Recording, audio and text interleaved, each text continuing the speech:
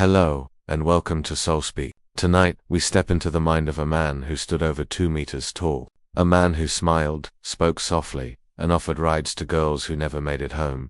He wasn't just a killer. He was a genius, a monster wrapped in charm. He drank beer with the very cops searching for him. He murdered his own mother, then called the police to confess. This is not just a story of blood and violence. It's a story about what happens when pain turns into hate, and when hate learns to smile. This is the terrifying case of Edmund Kemper, the co-ed killer.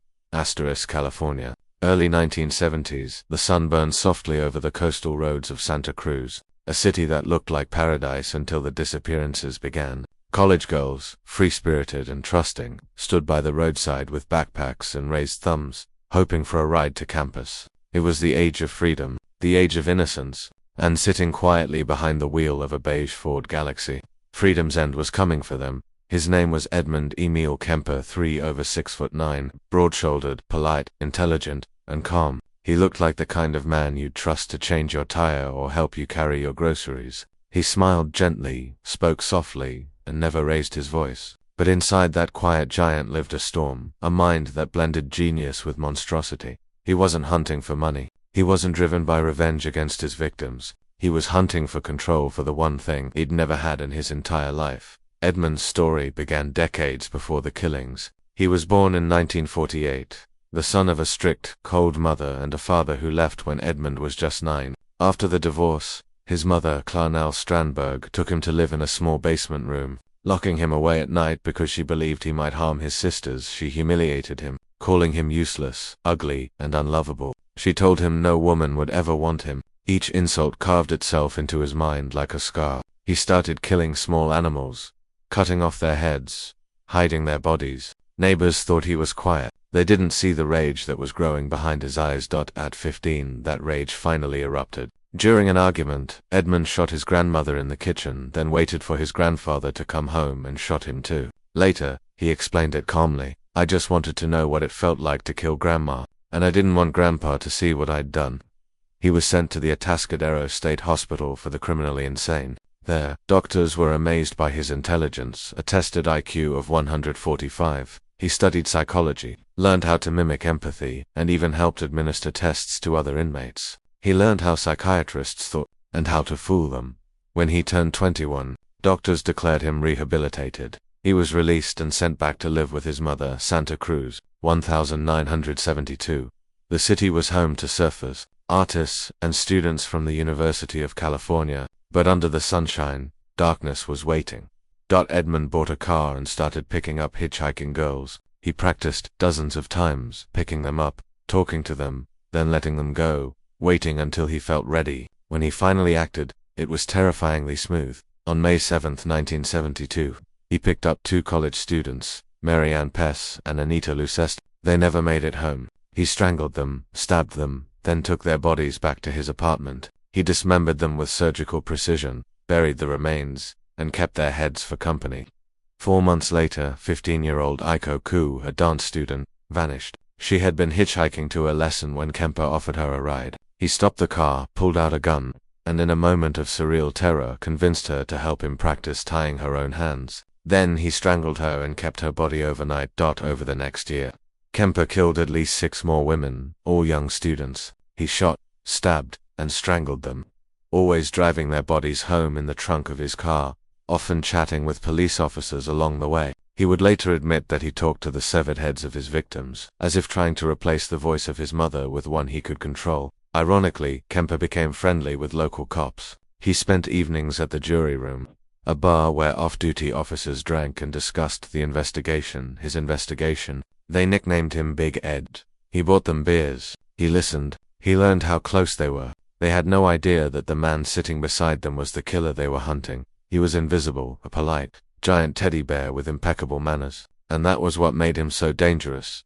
By early 1973, Edmund's anger had turned inward. He could no longer control it. His mother's voice, sharp, cruel, and mocking, filled his head every night. On the night of April 20th, 1973, Clarnell came home from a party. She insulted him one last time before going to bed. In the early hours, Kemper walked into her room with a claw hammer. He struck her head again and again, then cut it off. Later, he said he threw her vocal cords in the garbage disposal because In his words, she never stopped talking. He then called over his mother's best friend, Sally Hallett, and killed her too to make it look like a murder-suicide. Then he drove for 3 days, across state lines, thinking about what he'd done. Finally, he stopped at a payphone, called the Santa Cruz police, and confessed everything. The officer on the other end didn't believe him. After all, this was Big Ed, the gentle giant, the funny guy from the bar. But when they went to his mother's house, they found the truth waiting in the blood-soaked sheets. In 1973, Kemper confessed to 10 murders. His detailed recollections stunned investigators. He remembered everything: times, angles, words, the color of clothes. He showed no emotion, no remorse, only precise recollection. At trial, his lawyers pleaded insanity, but the court ruled him sane, intelligent, aware, and responsible. He was sentenced to life imprisonment without parole. Even in prison, Edmund Kemper remained calm, articulate, even helpful. He cooperated with the FBI, helping build the early criminal profiling system later used to catch other serial killers. Agents who interviewed him described him as disturbingly normal. The story of Edmund Kemper is more than a chronicle of violence. It's a portrait of how monsters are made, not born. A childhood of humiliation became a seed of hatred. That hatred grew until it consumed everything: logic, empathy, humanity. Kemper once said, "I killed them because I wanted them to stay with me. If I killed them, they couldn't leave." It was control. It was revenge. It was silence. The silence of a boy who had been locked in a basement too long, and decided that the only way to quiet the world was to kill it. Santa Cruz recovered. The girls stopped hitchhiking. But the shadow of Big Ed never truly left. To this day, he sits in a California prison, polite, talkative, reading books for the blind, a monster wrapped in humanity's calmest voice. He smiled when he spoke to investigators. He smiled when he confessed. He smiled because he finally had what he wanted: silence. He didn't come from the darkness. He was pushed into it. Edmund Emil Kemper was born in California, 1948, the third child of a broken home. His father, a World War II veteran, walked out when Edmund was 9. That left him with his mother, Clarnell, a woman whose anger filled every room she entered. She drank too much, spoke too loud, and never missed a chance to remind her son that he was worthless. At night, she locked him in the basement, cold, damp, crawling with rats because she feared he might harm his sisters. Down there, the boy stared into the dark until it began to stare back. Every insult from his mother carved something sharp inside him. "You're sick. You'll hurt women," she told him. And in time, he began to believe her. He started small, cutting the heads off his sister's dolls, burying the family cat, then digging it up again to see what it looked like. He talked about killing his teacher, then kissing her afterwards. The words came out calm, almost curious, as if he were describing a dream.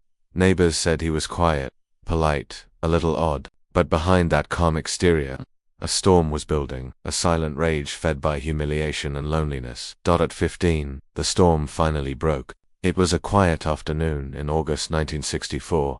Edmund's grandmother scolded him for shooting birds in the yard. He went to his room, grabbed a rifle, and shot her in the head. When his grandfather came home, Edmund waited by the door and killed him too. Later, he told police he did it so Grandpa wouldn't have to see Grandma dead. He showed no panic, no fear, only curiosity. "I just wanted to know what it felt like," he said. Courts declared him insane and sent him to a Task State Hospital for the Criminally Insane, a high-security institution filled with murderers and psychopaths. Inside, something unexpected happened. The doctors liked him. He was polite, articulate, cooperative. He studied psychology, memorized the personality tests, and soon began helping psychiatrists evaluate other inmates. The boy who killed his grandparents was now reading their case files, learning how minds were diagnosed and, more importantly, how to fake sanity. He learned the language of empathy without ever feeling it. He learned how to perform normality. He became the perfect patient. By the time he turned 21, doctors wrote glowing reports. Remarkable progress, they said. Completely rehabilitated. And in 1969, they set him free. The system believed it had cured him. In reality, it had trained him. And then came the final mistake, the one that would cost 10 lives. They sent Edmund back to live with his mother, the same woman who once locked him underground. Back under her roof. The familiar torment returned. The criticism, the yelling, the reminders of everything he'd ever hated about himself. But this time, Edmund wasn't a frightened boy in a basement. He was a man, 6'9", strong, intelligent, and emotionally dead inside. The seed his mother had planted had grown into something far more dangerous. A man who knew how to act normal. A man who knew how to hide his rage. A man who had learned that silence could kill louder than screams. Soon, he would find a way to quiet the voices once and for all. And the city of Santa Cruz, a place known for sun and surf, was about to become his hunting ground. Asterisk. By 1972, the quiet seaside town of Santa Cruz had started to feel uneasy. There were whispers of missing girls, young, bright college students who never made it home. Posters went up on telephone poles. Parents called the police, their voices breaking. But no one suspected that the killer lived among them, that he drank with the cops, that he smiled at the very people who feared him. Edmund Kemper had been released from the state hospital just 3 years earlier, and on the surface, he seemed reformed, intelligent, calm, even charming. He worked small jobs, stayed out of trouble, and lived once again with his mother. But under that calm exterior, something was shifting. A quiet, growing hunger. The hunter behind the wheel, Kemper, began driving around the highways that wound through Santa Cruz and the surrounding college towns. He studied the habits of hitchhiking students, where they waited, what time they traveled, which roads were busiest, which ones fell silent after dark. He practiced picking up girls dozens of times, always letting them go safely. He wanted to understand how trust worked, how fear looked, how relief sounded. It was a rehearsal for murder.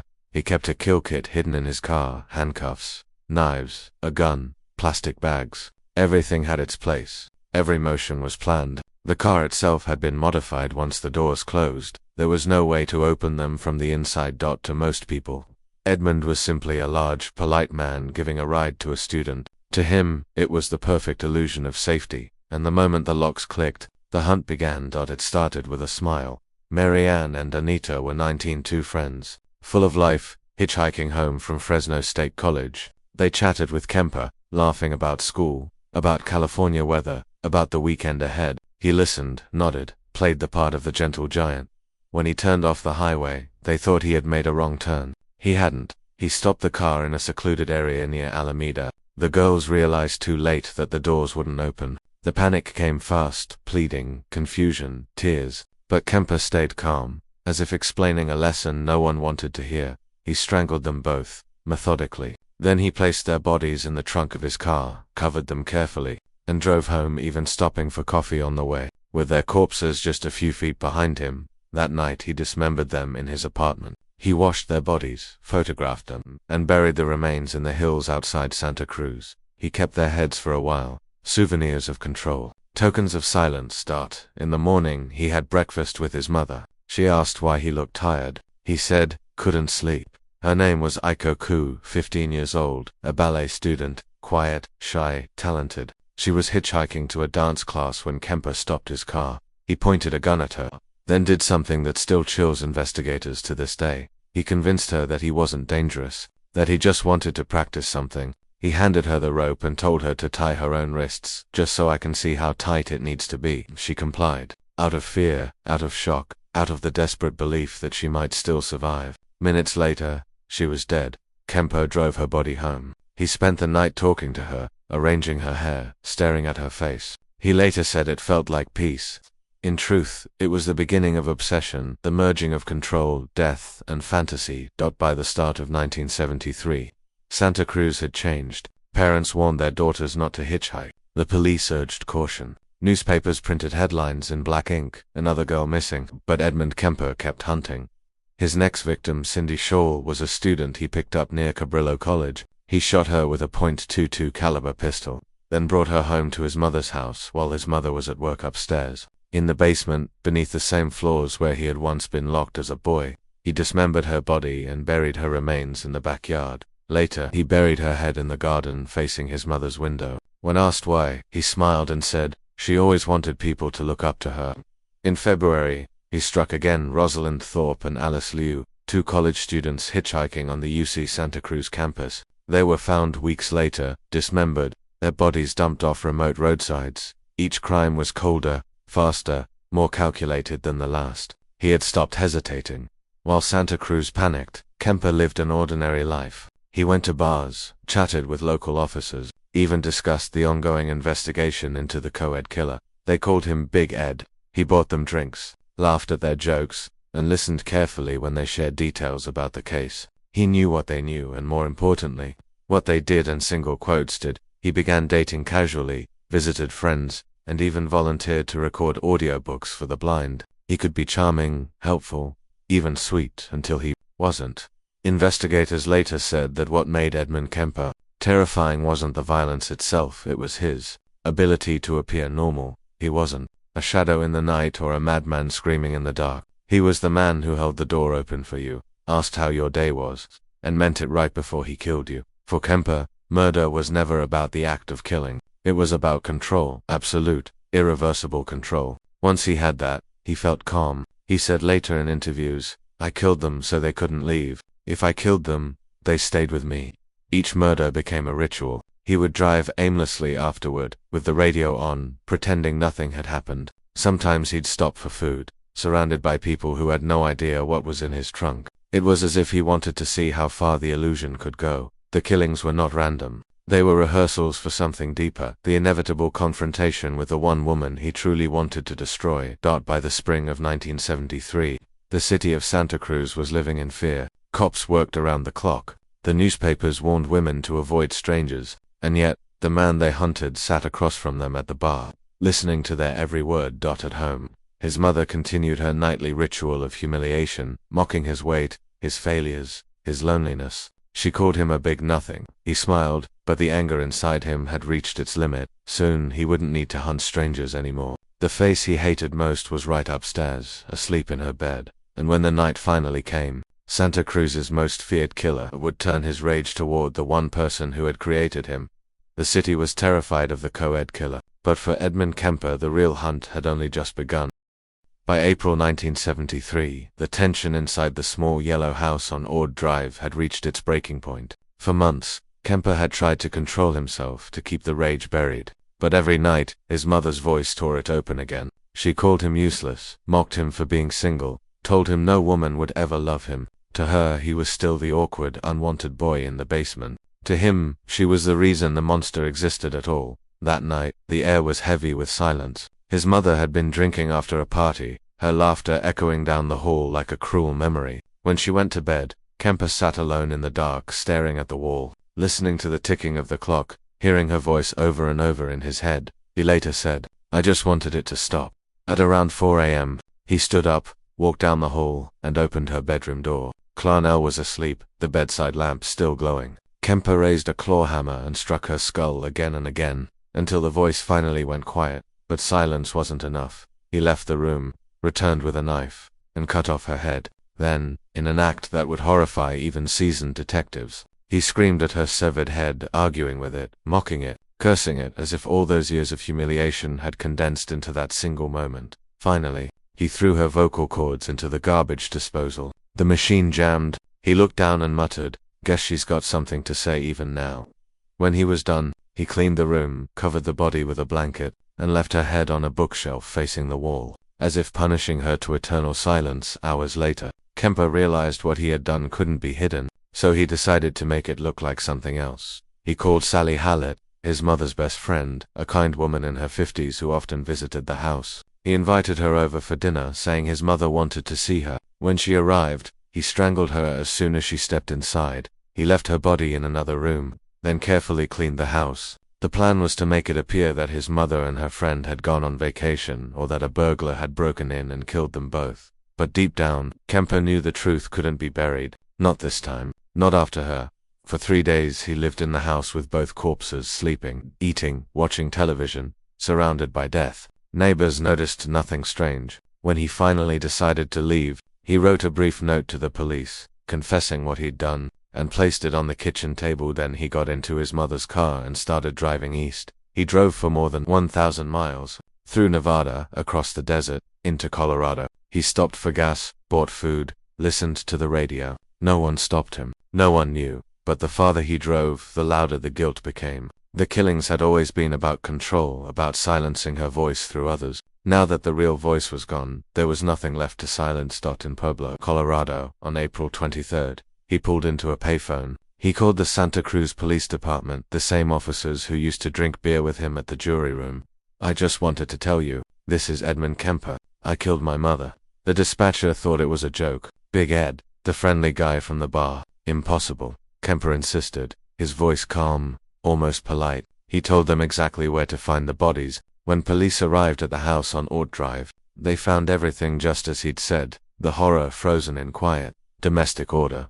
When officers later asked him why he turned himself in, Kemper replied, the original purpose was gone. It was over. Once she was dead, there was nothing else to do. In that single act he had ended both the killings and the reason behind them. He didn't run. He didn't resist. He simply waited for someone to come take him away. Detectives who met him described his demeanor as chillingly normal. He laughed, joked, and spoke with the same composure he'd always shown, like a man who had finally finished a long, unpleasant task. To him, killing his mother wasn't just murder. It was justice. Twisted, horrifying, but in his mind inevitable. He once told a psychiatrist, "She destroyed me when I was a child. I just wanted to destroy what she created." When the news broke, Santa Cruz fell silent. People who knew him, the officers, the bartenders, the neighbors, couldn't believe it. The friendly giant, the good listener, the harmless man with soft eyes. They realized they'd been drinking with a monster, the same man who could laugh with you one night and bury you the next morning.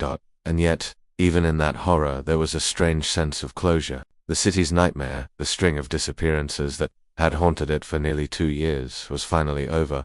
The co-ed killer had turned himself in, but the truth he left behind was even darker than the murders themselves. That evil doesn't always look like a monster. Sometimes, it looks like a man who just wanted his mother to stop talking.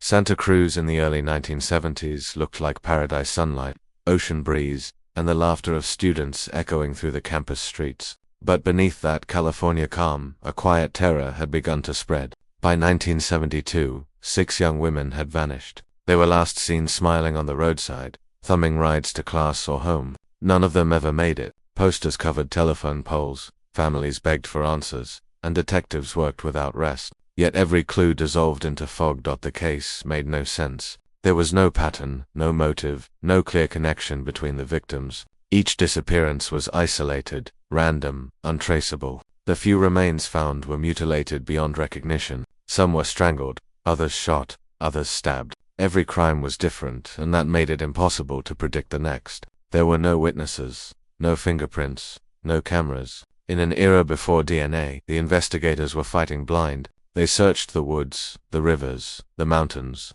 They drew maps with red pins marking every discovery and realized the pins were spreading in all directions, while Santa Cruz police chased shadows. The killer sat quietly among them. His name was Edmund Kemper, a friendly face in a small town that trusted him. The officers knew him from a local bar called the Jury Room, where they gathered after long nights of work. He was the big guy who bought them drinks, asked about their families, listened patiently to their frustrations about the case. They called him Big Ed. He called them friends. He'd lean forward across the counter and say, "Whoever's doing this must be out of his mind. Maybe someone passing through." The officers would agree, never suspecting that the man beside them already knew exactly where the missing girls were. He had buried them himself.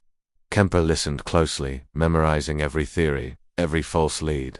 He installed a police radio in his car, monitoring their movements. He even offered to help them keep an eye out. His intelligence made him invisible because no one ever expects a monster to say please and thank you. Santa Cruz was unraveling. Parents forbade their daughters to hitchhike. Students traveled in groups. Newspapers printed black headlines that screamed another girl missing, and police baffled. The tension was so thick it changed the air itself. Detectives were overwhelmed. 3 separate killers, John Frazier, Herbert Mullen, and an unknown code killer, were all active in the same county at once. Every week brought new bodies, new methods, new theories. The investigation felt like a storm with no center. Which murder belonged to which killer? No one could tell. The town that once sold postcards of sunshine and surf now carried a new name, the murder capital of the world. In the middle of that chaos, Kemper thrived. The confusion worked in his favor. He altered his patterns constantly, different cars, different weapons, different disposal sites. He had no signature, no rhythm, nothing the police could pin down. Each murder looked like the work of someone else. He knew how investigators thought. He had studied them, lived with them, drunk with them. While they searched for a shadow in the dark, he smiled at them from across the table. On April 23, 1973, at exactly 3:15 p.m., the Santa Cruz Police Department received a phone call that would shatter the illusion. The voice on the line was calm, polite, familiar. "This is Edmund Kemper," it said. "I killed my mother." The dispatcher laughed. "Come on, Ed. That's not funny." But the voice continued, listing details only the killer could know: the address, the hammer, the position of the body. The operator froze. Could this really be the same man who bought them beer at the jury room? Even then, disbelief lingered. Officers were hesitant to respond, but procedure demanded they check. When they arrived at 609 ODR Drive, they were met with a silence that felt heavier than sound. The front door was unlocked. The air smelled of decay. Upstairs, the bedroom was covered in dried blood. On the nightstand lay a shattered lamp. On the shelf, a severed head. Under the pillow was a handwritten note. I couldn't stand it anymore. It read, "The woman on the bed was Clarnell Strandberg, Edmund's mother." When the news broke, Santa Cruz went from panic to disbelief. The gentle giant, the quiet man from the bar, was the co-ed killer. The officers who had shared beers with him now realized they'd been confiding in a murderer. One detective later said, "He was the last person I'd suspect. He was too normal. That's what made him terrifying." Reporters filled the streets, cameras flashing as police led Kemper through the station. He was calm, even courteous, shaking hands with the men who arrested him. When asked why he turned himself in, he replied, "The reason was gone. She's dead. I had no one left to hate." The statement chilled everyone in the room. For 2 years, they'd searched for a madman driven by lust or greed. What they found instead was a man who killed out of ideology, the belief that by destroying his mother, he could destroy the part of himself she created. Detectives replayed every conversation, every bar night, every small talk they'd ever had with him. They realized how completely he had fooled them. He'd studied their psychology as much as they'd tried to study his. In every interview, he was calm, articulate, intelligent. He remembered dates, names, times, every gruesome detail, but spoke as if describing something mechanical. There was no anger, no pleasure, no remorse, only analysis. To the police, Edmund Kemper became a paradox. A man who could murder with the detachment of a scientist and speak with the courtesy of a friend. One officer said it best: he wasn't hiding in the shadows. He was hiding in plain sight behind good manners. The illusion was perfect until the day he chose to end it. And when it ended, Santa Cruz finally understood the truth about evil. It doesn't always scream. Sometimes, it smiles. When investigators sat across from Edmund Kemper for the first time, they expected a monster. What they found instead was a man who spoke calmly, smiled politely, and analyzed his own crimes as though he were discussing someone else. There was no anger in his tone, no guilt in his eyes, only a detached intelligence, cold and precise. He had an IQ of 145, genius, but that genius didn't create empathy. It weaponized manipulation. He knew how people thought, how to make them feel safe, how to imitate kindness without meaning a word of it. In interviews, he mirrored the body language of the detectives, softened his voice, and offered thoughtful reflections on morality as if he were helping them understand him. He wasn't. He was controlling the conversation, just like he controlled his victims. To Kemper, emotions were performances. He once said, "I learned early on that if you cry, people stop hitting you." Everything was a tool: charm, tears, laughter, all designed to create an illusion of humanity. He didn't feel remorse. He only understood when he was expected to show it. At the core of his psyche was one figure, his mother, Clarnell. Every psychologist who studied him agreed. She was the key. For Kemper, she represented humiliation, rejection, and the loss of control. She belittled him, isolated him, and filled his childhood with constant emotional abuse over time. That pain fermented into something else, hatred masked as love. He longed for her approval, even as he fantasized about her death. He projected her cruelty onto every woman he met. When he killed his victims, he wasn't killing them as individuals. He was symbolically killing her again and again, trying to silence the voice that had haunted him since childhood. When one psychiatrist asked why he killed so many young women, Kemper answered simply, "Because they reminded me of my mother and she didn't deserve to live." Even his final act, murdering her and mutilating her body, wasn't impulsive rage. It was ritual. It was closure, in the only way his broken mind could understand it. For Kemper, killing wasn't just about death. It was about control. He told investigators, "I killed them because I wanted them to stay with me. If I killed them, they couldn't leave."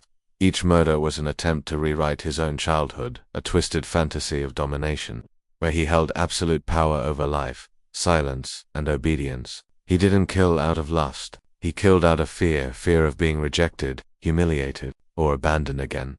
When he strangled his victims, he described the sensation as peaceful. He said it felt like finally stopping the noise. The noise was his mother's voice and the world that kept reminding him of her. That was the paradox of Edmund Kemper. He sought control not through chaos, but through order. His crimes were methodical, almost surgical. His intelligence didn't make him a better man. It made him a more efficient monster.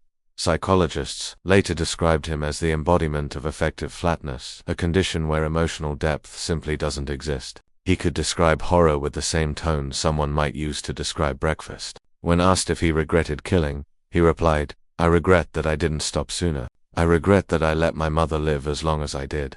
There was no empathy in him, only self. He knew what he knew what he had done, but he didn't feel it. That detachment, that hollow calm, terrified even the experts. FBI profilers Robert Ressler and John Douglas later used his interviews to develop the early models of criminal profiling. They noted how articulate and cooperative he was, even charming, yet how emotionless his confessions remained. He wasn't trying to justify his actions. He was dissecting them, like a scientist explaining an experiment gone wrong. Despite the brutality of his acts, Kemper denied deriving sexual satisfaction from killing. For him, the act itself wasn't about lust, it was about possession. He said, "They were mine. For that moment, they were completely mine." Psychiatrists believed his crimes combined sexual repression, anger, and power, the three forces that had shaped his life. Each victim was a substitute, a body to absorb the violence meant for his mother. Once he had full control, the fantasy was complete. The act of murder was both climax and collapse, the only moment he felt whole. Immediately followed by emptiness, he often returned to his victims' remains, speaking to them, positioning them, attempting to maintain control even after death. It was not love, it was ownership. Clinically, Kemper fit the textbook profile of antisocial personality disorder, intelligent, manipulative, devoid of empathy or remorse. But he went further. Most killers lacked self-awareness. Kemper had too much of it. He understood morality, he understood pain, and yet those concepts had no weight. One psychiatrist described him as a man who sees life as theater, and himself as both actor and director. He could appear human when it served him, and vanish into emptiness when it didn't. That's why his interviews remain among the most disturbing ever recorded. His voice is calm, his words articulate, but his meaning is ice. He once said, "I was just playing God, deciding who would live and who would die." And when asked what he thought about himself, he answered, "I'm not a lizard monster, I'm a man. I just did very bad things." To him, there was no contradiction in that statement, because to him, humanity and monstrosity were the same thing. Perhaps what makes Edmund Kemper truly terrifying isn't what he did, but what he understood. He saw himself clearly, not as insane, not as misunderstood, but as evil by choice. He admitted it, he accepted it, and he smiled while doing so. Psychologists say, the scariest killers are not those who lose their minds, but those who never lose clarity. Kemper never lost his. He once looked into the camera during an interview and said, quietly, "One side of me says, don't kill. The other side says, why not? I was split in half. I didn't belong anywhere, so I made my own world and filled it with death." For Edmund Kemper, murder was never madness. It was method. It was control. It was silence, the only kind of peace he ever knew. For the families of the victims, the pain never dulled. Their daughters had trusted a stranger who seemed gentle, intelligent, even safe, the kind of man any parent would hope their child might meet on the road. But that trust became a death sentence. Each photo, each birthday, each empty chair at the dinner table was a reminder that kindness could kill. The family spoke of anger, disbelief, and a grief so deep it blurred into silence. Some refused to ever forgive. Others still left a light on at night, as if waiting for their child to come home.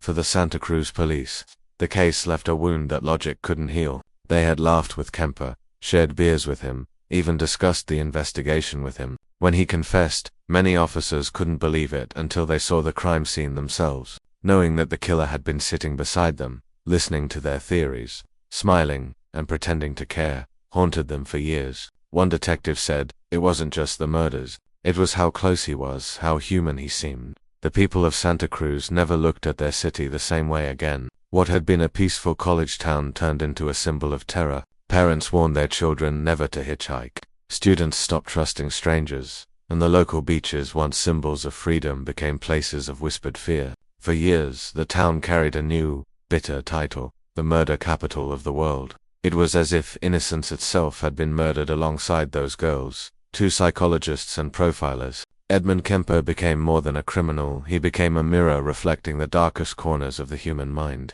His childhood abuse, his genius-level IQ, his calm logic and emotional emptiness made him one of the most studied murderers in history. They saw him as the perfect case of nature and nurture colliding, a man born with intelligence but raised in cruelty, whose brilliance only made his evil more precise. To the scientific world, he was a subject.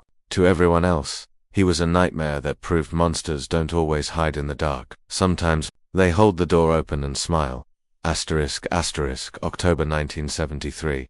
The courtroom in Santa Cruz was packed. Reporters, families of victims, law students, and townspeople all came to see the man who had turned their peaceful seaside home into a place of nightmares. When Edmund Kemper entered, the room fell into absolute silence. He was enormous, towering at 6'9", his hands folded neatly in front of him. His movements were calm, deliberate, almost gentle. He didn't look like a monster. He looked like someone's quiet uncle, and that, more than anything, frightened everyone there. When the judge asked for his plea, Kemper's voice was steady, guilty.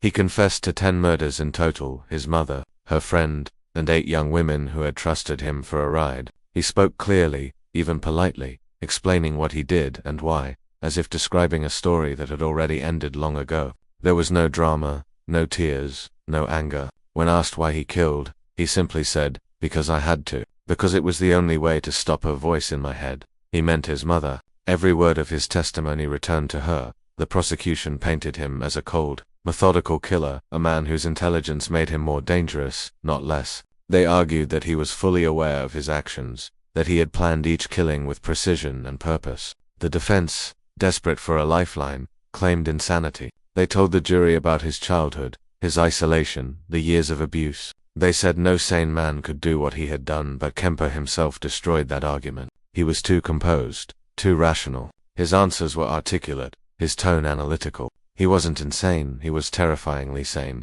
He once told the court psychiatrist, "I'm not crazy, I just know exactly what I am." The trial lasted 3 weeks. Witnesses recounted gruesome details, detectives testified about evidence, and psychologists debated what kind of mind could hold such darkness. Through it all, Kemper sat silently, observing every word like a student in a lecture hall. After less than 5 hours of deliberation, the jury returned with their decision, guilty on 8 counts of first-degree murder. The judge, visibly shaken, described Kemper as a danger beyond comprehension. The sentence, life imprisonment without the possibility of parole. When reporters asked if he wanted the death penalty, Kemper's answer was chilling: "No, death is an escape. I don't deserve escape." He was transferred to Folsom State Prison, where he remains to this day, a man who built his own prison long before the walls were built around him. Behind bars, Kemper became both an inmate and a subject of study. The FBI's Behavioral Science Unit, led by Robert Ressler and John Douglas, visited him repeatedly. His calm cooperation and analytical mind helped the FBI understand how serial killers think, how they select victims, and how they hide in plain sight. The insights they gained from him became the foundation of modern criminal profiling, the same system used later to catch killers like Ted Bundy and the BTK Strangler. Among prisoners, Kemper remained strangely polite. He followed rules, helped with chores, and even volunteered to record audiobooks for blind people. To guards, he was quiet and compliant. To psychologists, he was a goldmine of data. But to himself, he was nothing. When an interviewer once asked if he felt remorse, Kemper looked down for a moment before answering, "What I've done is beyond forgiveness. I've done the worst thing a person can do. I'm not human anymore, I'm something else." There was no emotion, no plea for pity, just truth spoken with the calm of someone who had already accepted damnation. And so, Edmund Kemper, the man who killed his mother, who charmed his victims, who fooled the police, spends his days in silence. Not the silence of peace, but the silence he created. The kind that swallows every sound, every memory, every trace of the lives he took. In the end, his punishment was not only life behind bars, it was life inside himself, trapped forever with the one voice he could never silence. Looking back, Edmund Kemper stands as one of the most intelligent and terrifying killers of the 20th century. With an IQ of 145, he understood people better than most, their fears, their trust, their need to feel safe, and he used that knowledge not to heal, but to destroy. His brilliance didn't humanize him, it perfected him in cruelty, in control, in calculation. The case of Edmund Kemper was more than a crime story. It was a mirror held up to society showing everything we failed to see. The legal system that released him too early, the psychiatric system that mistook manipulation for recovery, the families who never got answers until it was too late, and beneath it all, a society that ignored the quiet suffering of a broken child until it grew into something monstrous. Kemper's story is not just about murder, it's about neglect, silence, and the price of indifference. It reminds us that evil isn't born in darkness. Sometimes, it grows slowly, in the corners of ordinary homes, behind closed doors, inside a mind that no one bothered to understand. In the end, Edmund Kemper didn't just kill people, he killed something deeper. He killed the idea that intelligence means goodness. He killed the illusion that monsters are easy to spot. And he killed our faith in the safety of kindness. Because sometimes, the monster doesn't hide in the shadows. Sometimes, it smiles at you, offers a ride, and says, "Don't worry, I'm safe." Asterisk, when you think of Edmund Kemper, what do you feel? Fear, disgust, pity, or fascination? Do you believe monsters like him are born or made? And could the same system that failed to stop him still fail again today? Tell me what you think. Comment below. I read every theory, every thought. If this story chilled you, or made you look twice at the face of evil, like the video, share it, and follow SoulSpeak for more true crime stories that dive into the darkest corners of the human mind. Because the most frightening stories are the ones that could happen again.